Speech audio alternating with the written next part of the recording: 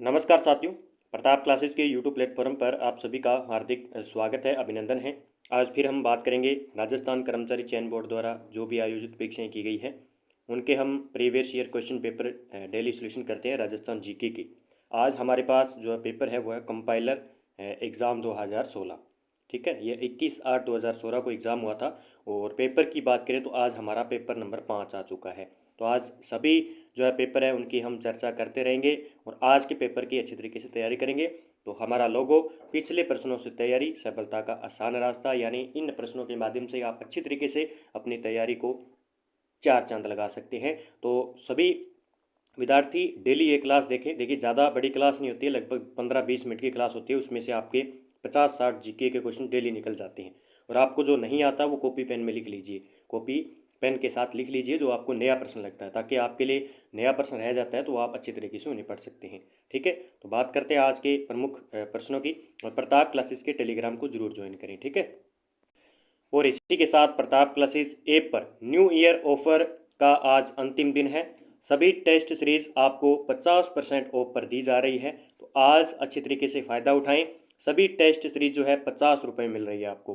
Pratap classes app download करें Google play store से। और यहाँ पे हेल्पलाइन नंबर दिए हुए हैं 86 96 15 87 39। इस नंबर पर आप संपर्क करके पूछ सकते हैं। रात्रि 12 बजे तक आज का ऑफर है और सभी टेस्ट सीरीज है जो 50 रुपये में मिल रही है। तो इसका फ़ायदा उठाएं और अच्छे तरीके से तैयारी करें। टेस्ट के माध्यम से आपको सभी टेस्ट सीरीज मिल जाएगी। यहाँ पे फर्स्ट ग्रेड के लिए करंट है, सेकंड ग्रेड के लिए करंट है, और शिक्षा मनोविज्ञान की है, पॉलिटी की है, स्पेशल एनसीईआरटी की है, रीट L2 की स्पेशल टेस्ट सीरीज है। तो आप 50 रुपये में मिले और अच्छे तरीके से अध्ययन करें। तो आज के पहले प्रश्न की बात करते हैं कि भारत में योजनाबद्ध विकास प्रारंभ कब हुआ। हम बात करें कि भारत में जो योजना का है, पंचवर्षीय योजना की शुरुआत है, हम योजनाओं की बात करें तो 1951-52 में इसकी शुरुआत हुई थी। ये आपको याद रखना है, 1951-52 में। अगला प्रश्न, भारत में अब तक कितनी पंचवर्षीय योजनाएं लागू की गई है। तो कुछ प्रश्न भारत के हैं। तो भारत में अब तक कितनी 12 पंचवर्षीय योजना लागू की गई है, ये भी आपको याद रखना है। अगला प्रश्न देखिए, स्वतंत्रता की पूर्व संध्या पर लगभग कितने प्रतिशत भारत की जनसंख्या कृषि पर निर्भर थी। तो 75% जो है जनसंख्या है वो कृषि पर निर्भर थी। राजस्थान की 11वीं योजना 2007 से लेकर 2012 तक चली। सर्वाधिक व्यय किस मंद पर किया गया था। तो सबसे ज़्यादा जो है पावर पर किया गया था। किस पर? पावर पर सबसे ज़्यादा जो है 11वीं पंचवर्षीय योजना में किया गया। उस टाइम जो पीएम थे वो कौन थे? हमारे प्रधानमंत्री थे डॉक्टर मनमोहन सिंह। तो यहाँ से प्रश्न आपका बन सकता है, क्योंकि इनका अभी हाल ही में निधन हो गया है और बहुत ही अच्छा उनका भारत के प्रति व्यक्तित्व रहा है। तो डॉक्टर मनमोहन सिंह उस टाइम जो थे प्रधानमंत्री थे, और 11वीं पंचवर्षीय योजना में और 12वीं पंचवर्षीय योजना में, दोनों में याद रखना, एग्जाम में पूछा जा सकता है। अगला, राजस्थान में स्पेशल आर्थिक क्षेत्र यानी सेज अधिनियम पारित किया गया था। तो सेज अधिनियम पारित कब किया गया? ये किया गया 10 सितंबर 2003 को। याद कर लेना, सेज अधिनियम पारित कब किया गया। अगर आपके प्रश्न नहीं याद है तो आप कॉपी पेन में लिख सकते हो इनको। तो 10 सितंबर 2003 को। ये करंट के हैं कुछ प्रश्न, उनको हम नहीं छेड़ेंगे क्योंकि पुराने हैं, 2014-15 के हैं। आगे बात करते हैं। अगला, मेवात प्रादेशिक विकास परियोजना किन दो जिलों के समुदायों को लाभ पहुंचाने के लिए है। तो मेवात प्रादेशिक विकास परियोजना की बात करें तो कौन से हो जाएंगे? अलवर और भरतपुर दो जिले हो जाएंगे। आपको पता है मेवात प्रदेश किसे कहते हैं? अलवर और भरतपुर जिले को कहा जाता है। फिर ये थोड़ा सा करंट के प्रश्न है, आगे बात करते हैं। ये देखो, अच्छा प्रश्न है, कौन सी व्याख्या सत्य है? द्वितीय पंचवर्षीय योजना हेरड डोमार मॉडल पर आधारित थी, बिल्कुल गलत है। द्वितीय पंचवर्षीय योजना पीसी, यहाँ पे पीसी साथ में आना था, पीसी महालोनबिस मॉडल पर आधारित थी, ये बिल्कुल सही है। और द्वितीय पंचवर्षीय योजना सोलो मॉडल पर, ये भी गलत है। तो इसमें केवल हम बात करें तो केवल 2 नंबर सत्य हो जाएगा। जो ये है ना पहला, कि यहाँ पे द्वितीय ना आकर प्रथम पंचवर्षीय योजना किस पर आधारित थी? हेरड डोमार मॉडल पर आधारित थी। याद रखना है आपको किस पर थी? हेरड डोमार जो पंचवर्षीय योजना है वो किस जो मॉडल था वो पहली पंचवर्षीय योजना में। पहली पंचवर्षीय योजना का काल था 1951 से लेकर 1956 तक। कौन सी थी? पहली थी 1951 से लेकर 1956 तक। फिर दूसरी 1956 से लेकर 1961 तक दूसरी थी, जिसमें ये पीसी महालानोबिस मॉडल पर आधारित जो बनाया गया था, और इस द्वितीय पंचवर्षीय योजना पर सबसे ज़्यादा जो किया गया था उद्योग पर, किस पर, उद्योग पर सबसे ज़्यादा व्यय किया गया था, ये भी आपसे पूछा जा सकता है। और पहला किस पे आ जाएगा, पशुपालन से और कृषि से संबंधित जो पहला है उस पर ज़्यादातर उपयोग किया गया था, तो ये याद रखना है। ठीक है, अगला प्रश्न देखिए, कौन सी व्याख्या सत्य है। 11वीं पंचवर्षीय योजना का उद्देश्य 9% विकास दर था, बिल्कुल सही है, जीडीपी दर 9% थी। 11वीं पंचवर्षीय योजना में मानव शक्ति नियोजन का विकास 5.20 करोड़ था, ये गलत है, तो इसमें केवल एक सत्य हो जाएगा। 11वीं पंचवर्षीय योजना याद रखना है, 11वीं पंचवर्षीय योजना में जो प्रधानमंत्री थे वो डॉक्टर मनमोहन सिंह हैं, डॉक्टर मनमोहन सिंह हैं जो प्रधानमंत्री थे, ये आपको याद रखना है, 11वीं पंचवर्षीय योजना। अगला देखिए, कौन सी व्याख्या सत्य है। 2011 की जनगणना के अनुसार राजस्थान की जनसंख्या 6.86 करोड़ है, बिल्कुल सही है। शुद्ध घरेलू उत्पाद के आधार पर स्थिर मूल्यों 2004-05 में गणना करने पर राज्य में सर्वाधिक वृद्धि दर 8वीं योजना में हुई, ये जो है इसमें दोनों सत्य हो जाएंगे, तो इसका आंसर क्या होगा, बिल्कुल दोनों सत्य हो जाएंगे। ठीक है, तो याद रखना है 8वीं जो योजना है उसमें सबसे ज़्यादा राज्य में सर्वाधिक वृद्धि दर हुई थी, ये एग्जाम में पूछा जा सकता है 2004-05 में। ठीक है, याद रखना है। और 2004-05 पर कौन सी व्याख्या सत्य है, देखो पहले इस प्रकार के भी खतरनाक प्रश्न आते थे। भारत में अब तक 12 पंचवर्षीय योजना हो चुकी है, बिल्कुल सही है। योजना काल में चतुर्थ योजना लागू करने से पूर्व 3 वार्षिक योजनाएं लागू हो गई थी, ये भी सही है। यानी हम बात करें जो योजना अवकाश है वो भी 3 वर्ष पहले पूर्व हो चुके थे, उसके बाद में जो है चतुर्थ पंचवर्षीय योजना आती है, तो ये आपको याद रखना है क्योंकि एग्जाम की दृष्टि से महत्वपूर्ण हो जाते हैं। तो इसका आंसर क्या होगा, दोनों एक और दोनों सत्य हैं।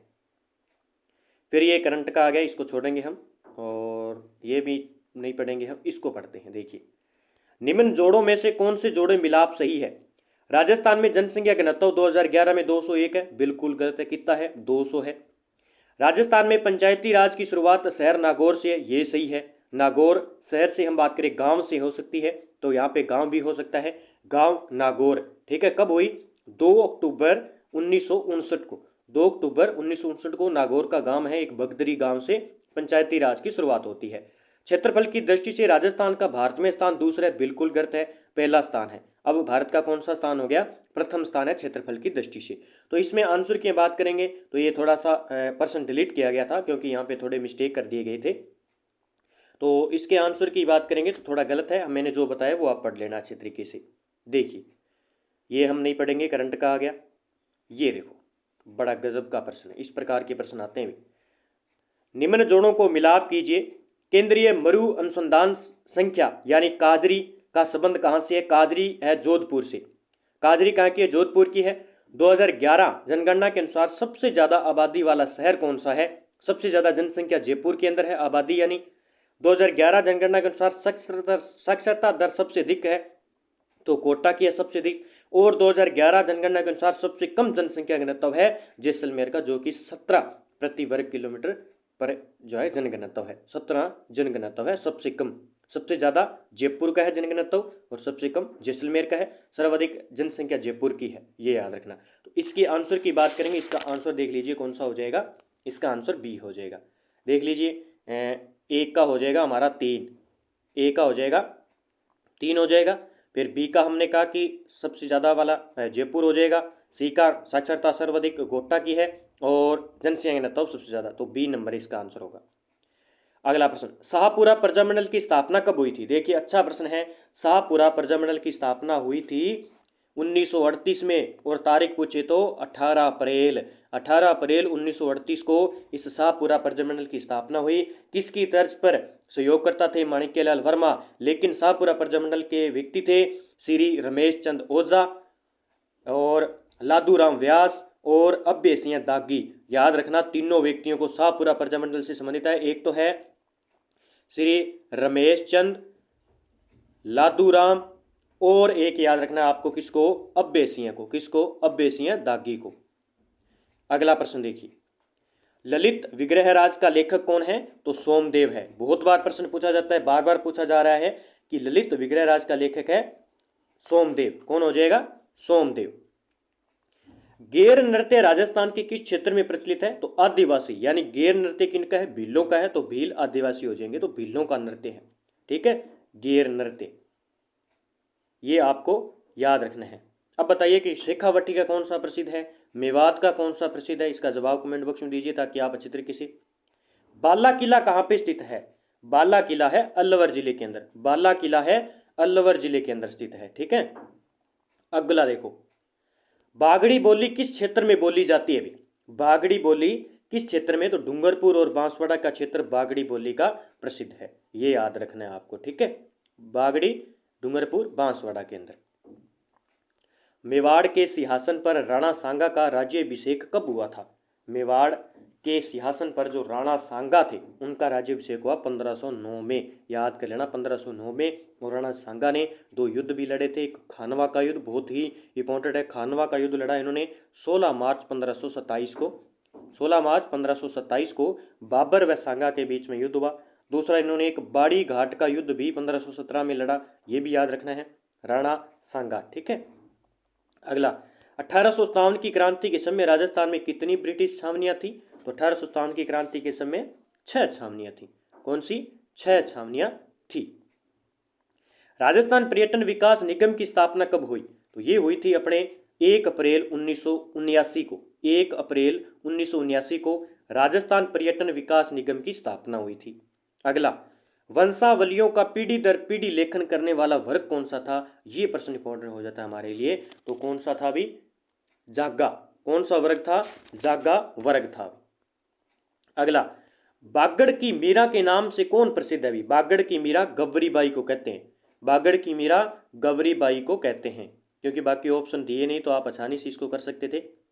आमेर के राजा भारमल ने अकबर की अधीनता कब स्वीकार की थी? आमेर के राजा भारमल ने अकबर की अधीनता कब स्वीकार की थी? 1262 ईस्वी में, ये याद रखना है। तो कछवा वंश के शासक थे भारमल, भारमल आमेर के शासक थे और अकबर की अधीनता 1262 में जो है संभाली थी। राजस्थान में पंचायती राज अधिनियम कब लागू किया गया? बहुत ही ज्यादा प्रश्न पूछा जाता है। 23 अप्रैल 1994 ईस्वी को पंचायती राज अधिनियम लागू किया गया था, यह याद रखना है। और 24 अप्रैल को इसे संपूर्ण भारत में लागू किया गया। 24 अप्रैल को पंचायती राज दिवस बनाया जाता है। अगला, संगमरमर में निर्मित बटाडू का कुआं कहाँ स्थित है? बहुत बार प्रश्न पूछा गया है। बटाडू का कुआं बाड़मेर में स्थित है। एकलिंग प्रशस्ति का रचनाकार कौन था? एकलिंग प्रशस्ति का रचनाकार कौन था? बहुत ही अच्छा प्रश्न है। तो एकलिंग प्रशस्ति के रचनाकार है महेश्वर। कौन है? महेश्वर। अगला, राजस्थान सेवा संघ की स्थापना 1919 में किसके द्वारा की गई? बहुत बार प्रश्न आ रहा है, मैंने 3 पेपर करा दिए और तीनों में प्रश्न आया हुआ है। तो विजय सिंह पथिक के द्वारा राजस्थान सेवा संघ की स्थापना 1919 में की गई। राजस्थान में मोटा राजा के नाम से प्रसिद्ध कौन है? तो मारवाड़ का उदय सिंह है। और ये मोटा राजा की उपाधि इन्हें किसने दी? अकबर के द्वारा दी गई थी। किसके द्वारा? अकबर के द्वारा दी गई थी। ताम्रयुगीन स्थल झाड़ोल कहाँ स्थित है? मोस्ट देखो ये प्रश्न आ गया, और ये आरबीएससी की जो कक्षा 6 से 10 तक की पुस्तक है, 10वीं पुस्तक है, उसमें दिया हुआ है झाड़ोल। तो झाड़ोल है उदयपुर के अंदर। आप अच्छी तरीके से नाना क्लासेस की पुस्तक आई हुई है कक्षा 6 से 10 तक, उसको अच्छी तरीके से पढ़े, वहाँ से जीके आपको मिल जाएंगे हुबहू। अगला देखिए, थोड़े से ग्रंथ हैं। निम्नलिखित युगों में से कौन सा युगम सही नहीं है? History of famines in Rajasthan किसकी है?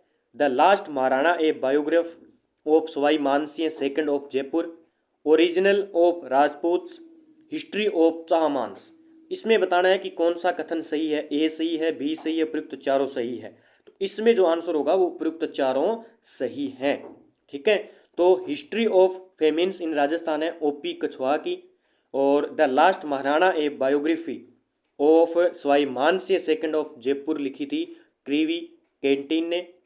ओरिजिन ऑफ राजपूत की बात करें तो जे असोपा, और हिस्ट्री ऑफ चाहमांस की बात करें आरबीसी है। तो ये कहीं ना कहीं आपसे एक प्रश्न बना के पूछा जा सकता है, तो आप इन्हें कॉपी में लिख सकते हो।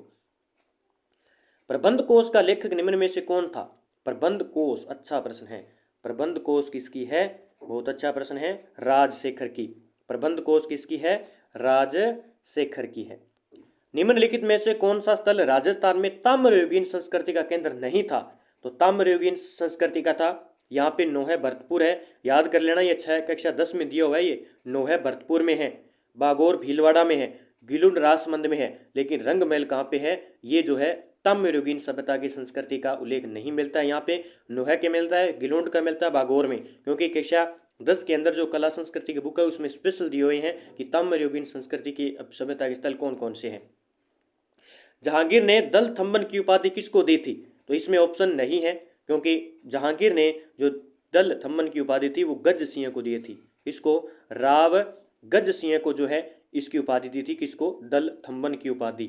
याद रखना है, इसको 4000 मनसब और दल थम्बन की उपाधि जहांगीर के द्वारा दी गई थी। तो इसका आंसर होगा गज सिंह। ठीक है। गवर्नर जनरल लॉर्ड बेंटिंग ने निम्न स्थलों पर सती प्रथा रोकने के आदेश दिए, निम्न में से युग्म सही नहीं है। तो देखिए, रोकने का आदेश दिए, निम्न में से कौन सा नहीं है इनमें से? तो इनमें से हम बात करें कौन सा नहीं होगा, वो नहीं होगा। अलवर में था 1830 में, जयपुर 1844 और डूंगरपुर गलत है, जोधपुर 1848 में। इसने पूछा है कि जो गवर्नर जनरल थे लॉर्ड बेंटिंग, निम्न स्थलों पर सती प्रथा रोकने का आदेश कहाँ कहाँ जारी किए थे? देखो कितना गजब का है, अलवर में किए थे, जयपुर में और जोधपुर में। अगला प्रश्न देखिए, रसिक संप्रदाय का प्रवर्तक कौन था? रसिक संप्रदाय के प्रवर्तक थे अगरदास जी। कौन थे? अगरदास जी। गोवक किस वंश का शासक था? बड़ा गजब का प्रश्न है। गोवक किसका शासक था? ये था चाहमान। चाहमान शासक था गोवक। ठीक है, चाहमान शासक था गोवक। अगला प्रश्न, निम्नलिखित में से कौन सी रचना जिन राजसूरी की नहीं है? इनमें से जिन राजसूरी की नहीं है तो कौन सी नहीं होगी? रास कैलाश। ठीक है, शालीभद्र रास है और गज सुकमाल रास है और कयवत्रा रास है। ये क्या है? ये सारी जिन राजसूरी की रचनाएं हैं, लेकिन रास कैलाश जो है ये नहीं है। राजस्थान में रूठी रानी के रूप में कौन सी रानी प्रसिद्ध हुई? रूठी रानी उमादे। रूठी रानी उमादे प्रसिद्ध है। मलूकनाथ किस पंथ के साधु थे? मलूकनाथ की बात करेंगे, वो गरीबदास जी पंथ के थे, मलूकनाथ। अगला, पद्मणि चौपई किस भाषा में लिखित ग्रंथ है? अच्छा प्रश्न है। पद्मणि चौमई किस भाषा की लिखित ग्रंथ है? ये राजस्थानी भाषा का है। राजस्थान में रायका जाति किस पशु से संबंधित है? रायका जाति की बात करेंगे तो ये है अपने ऊंट से संबंधित। पाबूजी, याद रख लेना, ऊंटों के देवता किसे कहते हैं? पाबूजी को। और रायका जाति किसको मानती थी? पाबूजी को मानती थी। तो रायका जाति के आराध्य देव भी कौन है? पाबूजी है। गिंगा देवी कौन थी? अच्छा प्रश्न है। परमार राजा धारावर्ष की रानी थी, ये याद रखना है। गिग्गा देवी कौन थी? परमार राजा धारावर्ष की पत्नी। अगला प्रश्न, राजस्थान का कौन सा जिला गुजरात और मध्य प्रदेश से संयुक्त सीमा रखता है? तो कौन सा? बांसवाड़ा। कौन सा रखता है? बांसवाड़ा। आपने इस प्रकार देखा होगा, यहाँ पे बांसवाड़ा है और इधर से लगती है अपने मध्य प्रदेश की, इधर से लगती है गुजरात की, लगभग 1062 और यहाँ पे 1600 मीटर जो है राजस्थान के साथ मध्य प्रदेश की सीमा लगती है। और यहाँ पे बांसवाड़ा और डूंगरपुर 2 जिले, तो जो मिलान करता है वो बांसवाड़ा के अंदर। निम्नलिखित में से कौन सा सर्वोच्च पर्वत शिखर है? सर्वोच्च पर्वत शिखर अचलगढ़ है, सबसे ज़्यादा इसमें सिरोही के अंदर है अचलगढ़, और इसकी ऊंचाई है 1380 मीटर। फिर हम बात करें सज्जनगढ़, ये है उदयपुर में। सज्जनगढ़ चोटी कहाँ पे? उदयपुर में है और इसकी ऊंचाई है अपने 938 के आसपास लगभग। रघुनाथगढ़ है सीकर के अंदर, सीकर के अंदर है 1055 मीटर ऊंची है। फिर है खो, ये है अपने खो देना है जयपुर के अंदर और 920 मीटर ऊंचाई है इसकी। तो सबसे आंसर 1 नंबर हो जाएगा। बनास नदी का उद्गम स्थल बताइए। तो बनास नदी का उद्गम होता है खमनोर की पहाड़ियां राजसमंद से। कहाँ पे? खमनोर की पहाड़ियां राजसमंद जिले से इस बनास नदी का उद्गम होता है, याद रखना है आपको। ठीक है। अगला, नदियां दी हुई है, सुमेलित नहीं है। माही की सहायक नदी अनास है, लूनी की सहायक नदी बाड़ी है, बांडी है, काली सिंध की सहायक नदी निवाज है और बनास की सहायक नदी सागी नहीं है। सागी नदी किसकी है? लूनी की है। सागी, सगाई, जोवाई, लीलड़ी, मीठड़ी, ये सारी किसकी है? लूनी की है। तो बनास की सहायक नदियाँ कौन सी है उसके बारे में बता देता हूँ। सबसे पहले मैं बात करता हूँ माही नदी की। माही नदी की सबसे पहले अनास, सोम, जाखम और मोरेन है, ये भी सहायक नदी है। चाप है और ईरा है ठीक है, ये किसकी है, सोम की है, माही नदी की। लूणी नदी की देखिए बांडी है एक तो, जवाई है, ठीक है, जवाई नदी भी है, सूकड़ी है, लीलड़ी है, और गोया है, और जोजरी, ये किसकी है, इसकी सहायक नदी है लूणी की। काली सिंध की याद कर लेना ज़्यादा, निवाज तो एक हो गया, परवन, परवन नदी काली सिंध की है। एक और पूछा जाता है अहू नदी, ये किसकी है, कालू सिंध की है। बनास नदी की देखिए, गंभीरी नदी सबसे पहले आ जाता है, गंभीरी नदी। मानसी नदी आ जाती है एक, ढील नदी भी आ जाती है, बेड़च नदी भी इसकी है, बनास की है बेड़च। खारी नदी बनास की है, मेनाल नदी बेनास की है, और मोरेल नदी भी किसकी है, बनास की है। ये सारी बनास की सहायक नदियां हैं, तो इसमें 4 नंबर वो रॉन्ग हो जाएगा। राजस्थान में निम्नलिखित में से कौन से 2 जिले अधिकतम वन क्षेत्र रखते हैं? तो अधिकतम वन क्षेत्र वाले जिले हैं उदयपुर में और बारां में है, ये याद रखना, उदयपुर में सर्वाधिक वन है। कौन सा सुमेलित नहीं है? लाल लोमी मिट्टी डूंगरपुर में पाई जाती है, बिल्कुल है। पर्वतीय मृदा उदयपुर में पाई जाती है। पीली भूरी बीकानेर में, गलत है। गहरी मध्यम काली कोटा यानी हड़ौती प्रदेश के अंदर। तो पीली भूरी मृदा है ये अपने कोटा, बूंदी और झालावाड़ आसपास के क्षेत्र हैं, वहां पे पीली भूरी मिट्टी पाई जाती है, ठीक है। अगला, चंबल नदी पर इसके ऊपर से नीचे प्रवाह से बने बांध बैराज का सही क्रम, या नीचे से ऊपर तक जाना है, ठीक है। ये राजस्थान है, यहाँ पे आ गया भाई कौन सा, गांधी सागर एमपी के अंदर, गांधी सागर एमपी के अंदर। फिर चित्तौड़गढ़ में बना हुआ है राणा प्रताप सागर। फिर कोटा के अंदर 2 बने हुए हैं, जवार सागर और कोटा बैराज। तो 1 नंबर इसका आंसर हो जाएगा, ठीक है। अगला देखिए, अगला प्रश्न कहता है कि भीम सागर और छापी सिंचाई परियोजना किस जिले में है? बार बार प्रश्न आता है ये, छापी और भीमवाड़ा, तो ये झालावाड़ से संबंधित है, ठीक है। तो छापी व जो सिंचाई परियोजना है वो किस जिले की है? झालावाड़ की है। अगला, राजस्थान में कौन सी गोवंश की नस्ल नहीं है इनमें से? तो गोवंश की मालवी है, मेवाती है, नागौरी है, नाली जो है इसकी नस्ल नहीं है, ठीक है, नाली भेड़ की नस्ल है। फिर मरुस्थलीय शुष्क व अर्ध शुष्क प्रदेशों में भूमि का अवकर्षण है, बिल्कुल सही है। राजस्थान में मरुस्थलीकरण बालुका स्तूपों के स्त्रीकरण में सहायक है, गलत है। वनो उन्मूलन और अत्यधिक पशुचारण राजस्थान में मरुस्थलीकरण के मुख्य कारण है, ये सही है। तो इसमें ए और सी दोनों सही हो जाएंगे। वनोन्मूलन जहाँ से वन काटकर कोई अन्य भूमि बना दी जाती है, अन्य स्थान कोई वस्तु बना दी जाती है, वहाँ पे वनोन्मूलन। कौन सा सम्मिलित नहीं है? कैला देवी करौली केंद्र अभ्यारण्य, ताल छापर चूरू केंद्र काले हिरणों के प्रसिद्ध है। रामसागर वन विहार धौलपुर में, बिल्कुल सही है। टोटगल रावली भीलवाड़ा के अंदर नहीं है। टोटगल रावली अपने 3 जिलों में, अजमेर में, पाली में और राजसमंद के अंदर स्थित है, याद रखना है आपको, ठीक है, टोटगल रावली। अगला प्रश्न देखिए, अरावली प्रदेश में परिस्थिति संकट के कारण क्या है? एक तो वनोन्मूलन है, बिल्कुल सही है। भूमि अवकर्षण है, ये भी सही है। जल प्रदूषण, क्या ये सही है? जल प्रदूषण, परिस्थिति संकटन, तो ये नहीं हो सकता। और ये इसके आंसर की बात करेंगे तो 1 और 2 और 4, 1, 2 और 4 यानी ए, बी और डी, ये हो जाएगा। देखिए अरावली प्रदेश यानी इसके संकट की, यानी इसे धीरे धीरे क्या कर रहा है, खनिज प्राप्त किया जा रहा है, तो ये खत्म किया जा रहा है, यानी पारिस्थितिक संकट की बात हो रही है। तो वनोन्मूलन है, क्योंकि वन काट दिए गए हैं, तो पानी के द्वारा पत्थर का बहाव होता है, धीरे धीरे कटाव हो रहा है। भूमि अवकर्षण भी हो रही है और खनिज खनन हो रहा है, इसके कारण इसके अंदर पारिस्थितिक संकट है। राजस्थान के कृषि जलवायु प्रदेश सेकंड बी लूनी बेसिन का संक्रांति मैदान में कौन सी जिले का समूह सम्मिलित है? तो इसमें हम बात करेंगे जालोर, पाली और सिरोही, सेकंड बी के अंदर, और बेसिन है लूनी बेसिन का। अगला, राजस्थान में पहला रेल मार्ग प्रारंभ किया गया था। राजस्थान में पहला रेल मार्ग किया गया आगरा फोर्ट से बांदी कुई के मध्य स्टार्ट किया गया था। अगला प्रश्न, तो ये थोड़ा सा पुराना प्रश्न है, इसको क्या करेंगे।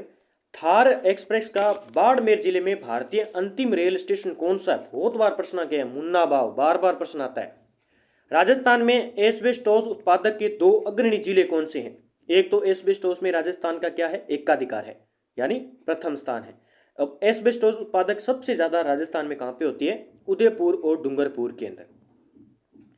अगला प्रश्न है, कौन सा सम्मिलित नहीं है? लोहा अयस्क, तांबा, एस्बेस्टोस और जिप्सम। अब हमें मेन खान बतानी है जो बार बार परीक्षा में पूछी जाती है। लोहा अयस्क की बात करेंगे, वो नाथरा की पाल, थूर हुंडेर नाथरा की पाल। तांबा, तो इसमें सही नहीं होगा, वो 3 नंबर। अभी हमने बात करी एस्बेस्टोस सबसे ज्यादा उदयपुर और आसपास के क्षेत्र है, जामर कोटड़ा की खान है, जिप्सम जामसर। तो इसमें हमें बताना है कि कौन सा सही नहीं है। ठीक है, तो इसमें सी नंबर जो है सही नहीं है। ठीक है, तो हमने बात की थी अभी एस्बेस्टोस की, जो उत्पादक 2 अग्रणी जिले हैं वो उदयपुर और डूंगरपुर है। ठीक है, तो ये खान झामर कोटड़ा इसके लिए प्रसिद्ध नहीं है उदयपुर में एस्बेस्टोस पाया जाता है, लेकिन झामर कोटड़ा जो है शायद तक मुझे लगता है कि रॉक फॉस्फेट के लिए प्रसिद्ध है ये झामर कोटड़ा खान। किसके लिए? रॉक फॉस्फेट के लिए ये मुझे लगता है प्रसिद्ध है। नाथरा की पाल लोहा अयस्क के लिए प्रसिद्ध है। जामसर शायद तक जिप्सम के लिए ये बीकानेर की प्रसिद्ध है। और तांबा के लिए पूर है, बनेड़ा और दरीबा। ठीक है, खो दरीबा जो है ये तांबा के लिए प्रसिद्ध है। अगला, राजस्थान के 4 प्रमुख चावल उत्पादक जिले। तो सबसे ज़्यादा एक तो हनुमानगढ़ में होता है, बांसवाड़ा में, बूंदी और डूंगरपुर में होता है। राजस्थान के 2 अग्रणी कपास जिले, तो गंगानगर और हनुमानगढ़ में पाई जाती है सबसे ज़्यादा कपास। कथन ए कहता है कि चंबल नदी राजस्थान की एकमात्र वर्ष पर्यंत बहने वाली नदी है। क्या यह बिल्कुल सही है? बिल्कुल सही है। कारण आर कहता है कि चंबल नदी का जल केवल सिंचाई के उपयोग में लिया जाता है। ये कथन गलत हो जाएगा। इसमें हम बात करें तो इसमें जो ए सही है लेकिन आर गलत है। ठीक है, शिवपुर घाट या सूरा घाट देबारी कहाँ पे है? ये क्या है? ये अरावली के दर्रे हैं, दर्रों के नाम है भी, याद कर लेना। ठीक है, तो शिवपुर घाट है, सूरा घाट है और देबारी है। जालोर पहाड़ी क्षेत्र का स्रोत सीकर कौन सा है? अब देखो ये सारे के सारे वैसे इसराना भाकर है, रोजा भाकर है ये जालोर में, लेकिन सबसे ऊंचा कौन सा है? इसराना भाकर है। कौन सा है भी? इसराना भाकर, याद कर लेना भाई। जयपुर में मेट्रो रेल चलती है, जयपुर में मेट्रो रेल चलती है, मानसरोवर से लेकर चांदपोल के बीच चलती है। कहीं जयपुर जाओ तो घूम के आना। फलोदी के निकट बाप क्षेत्र जाना जाता है। देखो आज चौथा पेपर करा रहा हूँ और बाप क्षेत्र ये फिर आ गया, बाप बॉर्डर के नाम से, तो नमक उत्पादन के लिए। राजस्थान की अंतर्राष्ट्रीय सीमा की लंबाई कितनी है? 1070 किलोमीटर है। आपसे पूछे कि अंतर्राष्ट्रीय यानी अंतर्राष्ट्रीय की बात आ जाए तो ये पाकिस्तान के साथ, जिसे हम कहते हैं रेड क्लिप रेखा, 1070 किलोमीटर। टोटल राजस्थान की सीमा लगती है वो 5920 किलोमीटर लगती है टोटल इसको मिलाकर। और अंतर्राज्यीय आपसे पूछे कि अंतर्राज्यीय पूछे तो 4850। ठीक है, ये थोड़ा सा आपको याद रखना है। राजस्थान के किस भाग में शुष्क सागवान के वन पाए जाते हैं? शुष्क सागवान, ये दक्षिणी राजस्थान में, पक्का प्रश्न आता ही आता है सागवान का, सागवान का आता ही आता है, दक्षिणी राजस्थान में पाए जाते हैं। क्योंकि बार बार आप अभ्यास करते रहोगे तो अपने चीजें याद रहती रहेगी। ठीक है, माही बजाज सागर एक संयुक्त परियोजना है, क्योंकि बार बार हम प्रश्नों को पढ़ेंगे तो हम ऑप्शन को काट सकते हैं आसानी से, अगर हमने अच्छे तरीके से पढ़ा है तो। डेली हम रिवाइज करते हैं पेपरों को। माही बजाज सागर एक संयुक्त परियोजना है, ऑप्शनों को अच्छे तरीके से काट पाएंगे। तो किसकी है? ये राजस्थान और गुजरात की है, और ये पशु परिचर में पूछा गया था। ठीक है, 50-50% है इनका। कथन ए है कि वर्षा जल संरक्षण की एक प्रभावशील विधि है। ये तो सही है, बिल्कुल सही है। पश्चिमी राजस्थान में परंपरागत जल संरक्षण की विधियां अभी भी प्रभावशील है, बिल्कुल ये भी सही है, जैसे टांका है, खड़ीन है, इस प्रकार की। तो इसका आंसर होगा